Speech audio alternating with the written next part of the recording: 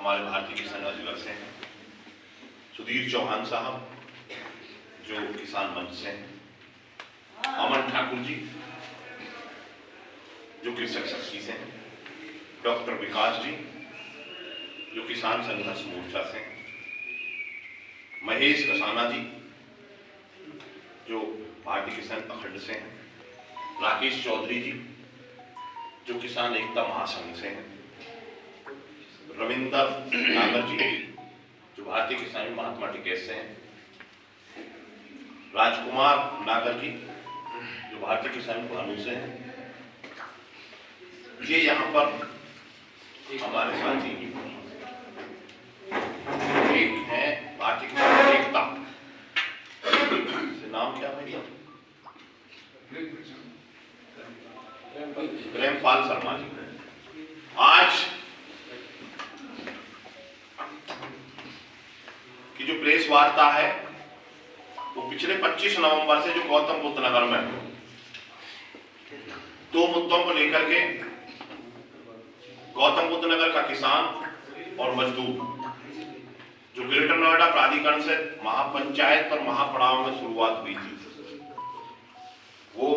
यमुना विकास प्राधिकरण से होते हुए और दलित प्रेरणा तक पहुंची थी। वहां से हमको पुलिस के द्वारा डिटेन किया गया और जेल में डाला गया। 4 तारीख में पुनः हमको रिहा किया गया। भारतीय किसान यूनियन के राष्ट्रीय प्रवक्ता चौधरी राकेश टिकैत जी के आह्वान पर 0 पॉइंट पे एक पंचायत हुई और उस पंचायत में संयुक्त किसान मोर्चा के सभी अभिन्न अंगों ने पूरी ताकत के साथ किसान और मजदूर की बात उठाते हुए और जो हमको गलत तरीका से दलित प्रेरणा से उठाया गया उसकी पूरी तरीका से खंडन करते हुए, विरोध करते हुए, निंदा करते हुए यह कहा कि हमारा अधिकार 10% पर 2013 भूमि अधिग्रहण है, उसको हम लेकर के रहेंगे और हम शांति प्रिय आंदोलन में चले हैं और शांति प्रिय ही चलाएंगे। लेकिन 4 तारीख में रात के 11-12 बजे पुनः कुछ साथियों को उठा करके जेल में डाल दिया गया और अगले दिन से लगातार गौतम बुद्ध नगर में भय का माहौल व्याप्त किया गया, जिसको समय समय पर 7 तारीख से लगातार संयुक्त किसान मोर्चा ने अपनी जगह जगह पर मीटिंगें की और मीटिंगों के दौरान सरकार और सरकार के अधिकारियों तक ये बात पहुंचाई कि हम गौतम बुद्ध नगर को बिल्कुल शांत वातावरण में वार्ता के माध्यम से भी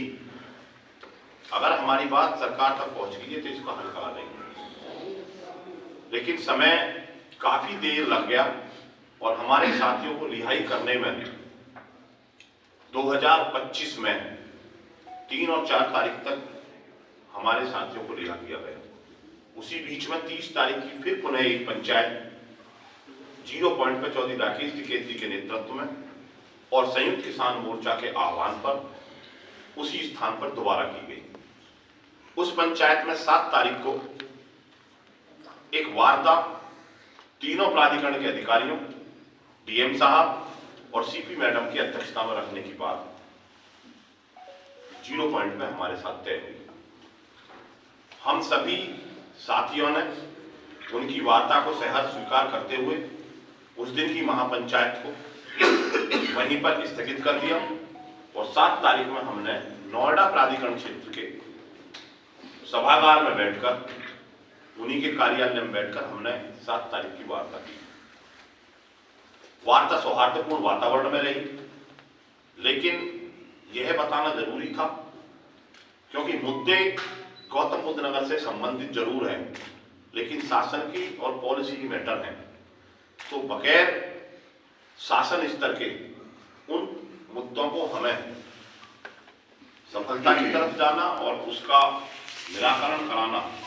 वो लखनऊ लेवल पर ही होंगे। तो हमने उनसे डिमांड की कि हमारी वार्ता लखनऊ लेवल पर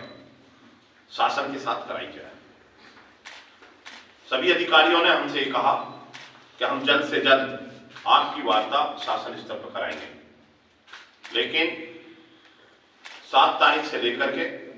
और आज हम 15 तारीख में बैठे हैं। अभी तक हम पर शासन स्तर की कोई डेट नहीं है। उसी के तहत आज हम सभी संयुक्त किसान मोर्चा के प्रतिनिधि मंडल ने नोएडा गौतम बुद्ध नगर की सीपी मैडम के साथ में पुनः एक बार मीटिंग की और उस मीटिंग में हमने पुनः उन्हीं मुद्दों को दोबारा से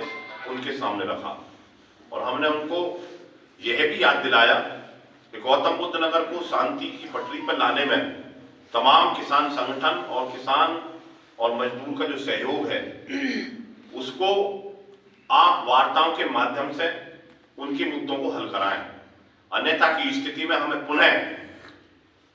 फिर किसी बड़े आंदोलन में और बड़े महापंचायत में जाना पड़ेगा। आज